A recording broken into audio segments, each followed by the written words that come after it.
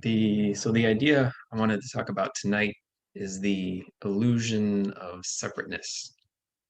And I'm sure this will be a lot of kind of review material for you guys, but I think there's some interesting things we can talk about here that might even be a new way of looking at things for you guys. So a lot of what I'm talking about right now, a lot of this comes from Alan Watts, from his Just So collection of seminars. And so this idea of this illusion of separateness. And so we're kind of conditioned from birth, where the way we're raised, the way we're brought up, we're kind of trained to see ourselves as separate from the world, right? I think a lot of us, we have this idea that we're this kind of sack of meat and skin and water here, and this isolated consciousness inside this little meat bag. And that's kind of how we go through life, right? And the world is a dangerous place, and it's a very competitive place. And we may have kind of our tribe, right, that we grow up with that can exist on many different levels, from whatever whatever group of us we can be. Sometimes we find ourselves as part of some little group of us, whether that's a family or maybe your neighborhood or a town or a school, depending on how you grew up. And there's also other ideas of colleges and states and the company we work for, maybe, and the country we live in. So there's all these different levels of, or all these different little kind of groups that we may be part of. And sometimes with other people in these groups, we may cooperate with them to, if there's a way we can mutually benefit each other, we might cooperate with other people in our whatever groups we find ourselves in. And then there's so however we define our group, there's always the outside group, right? There's the others out there, there's us, and then there's them, whatever level you define that on. Could be, right now there's a big us and them between political groups within our country, and that's a very big us and them right now, even though we're all part of one country and one level. But even so, within that, so there's all these different levels of isolation and divide, right? But at the kind of the heart of it, we may have a family that we're real connected with, or a partner. There may be a small kind of nuclear family that you do really feel like you're a part of, but by and large, we kind of go through life with this idea that we're these separate entities, right?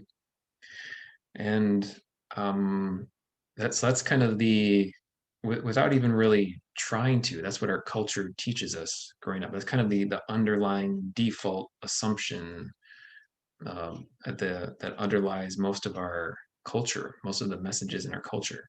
And that's because our culture evolved out of nature, and evolved out of animal culture.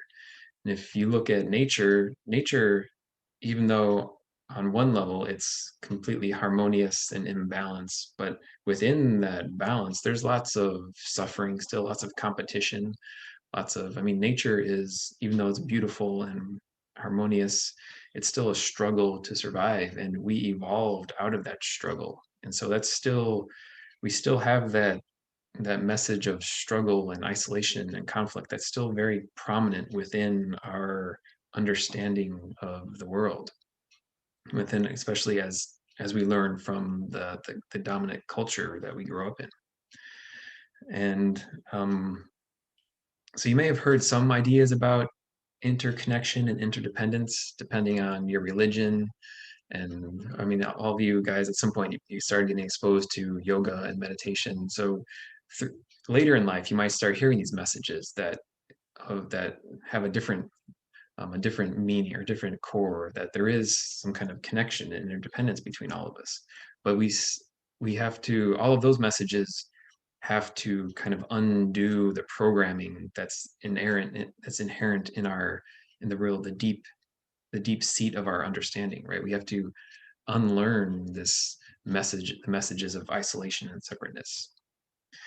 And so one way to think about this that's kind of useful, that I've found useful, is that even just on a purely physical level, not even talking about energy or other dimensions or other realms or anything. Even if you just examine our existence on a purely physical level, you can see that the idea of separation isn't just an illusion. So I mean, we may think that this is our body, right? And this is us, we're separate from the world. But if you really try to look at where that line is, it starts to get kind of fuzzy. Because if you think about it, at this very moment, there's gas exchange going on within our lungs, right? So every time we breathe in, our lungs fill up with fresh air, and then oxygen diffuses across into our bloodstream, and carbon dioxide diffuses back across from our lung cells into the air, and then we expel that carbon dioxide. So there's this constant interplay of gas molecules coming in and out of our body all day long, constantly. And so there's this constant exchange with our environment, just in this one level of gas molecules of oxygen and carbon dioxide. And then also where our bodies are perspiring, or we lose water through our skin. So there's water coming out, and we absorb other things through the air. And so if you just think about those oxygen molecules that we breathe into our body, and then they get absorbed into our skin, and then they get absorbed into other molecules as part of the chemical reactions that turn glucose into energy. So if you think about on the level of that oxygen molecule, it's like where is the line when it ceases to be part of our environment and becomes part of us? Is it when we breathe it in? Is it when it goes into our bloodstream? Is it when it reacts with another molecule and becomes part of a bigger molecule within our bloodstream? It's like where exactly in that line of events does that molecule cease being part of the environment and become part of us? Do you see what I'm saying? How if you really look at it at a level, at a physical level, the line is blurry. I mean, it seems like it's really cut and dry where we begin and where our environment ends. But if you think even food, right, throughout the day, there's a constant, or depending on your eating habits, maybe more or less constant flow of food and water into our bodies. And then there's waste that comes out of our bodies. And so there's this constant flowing of material into our bodies from our environment and out of our bodies. I mean, most of the waste just goes in the toilet. We never really think about it again. But if you just looked around your bedroom, probably with a magnifying glass, there'd be your hair would be on the ground, your dead skin cells from your skin would be all over the ground in your environment. So even there, it's like where is that fine? Where is that firm line between you and your environment? If pieces of you are hanging all over the floor in your environment of your bedroom, like how separate are you really from your environment? So so this is just kind of an interesting way to think about it. I think to think about just how we're not so separate from our environment as we think we are, as even though uh, on the surface, on an obvious level, it seems like clearly we are here and our environment is there.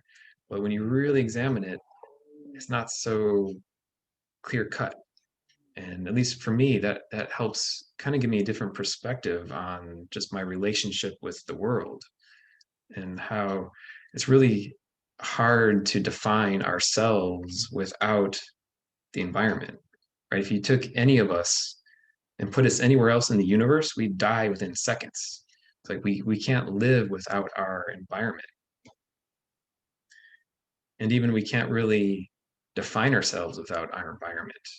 So you think about, I mean, even if you accept the idea that this is my body, so this is my hand, and then, but so we only know where our hand ends by where the space begins, right? Without this space around my hand,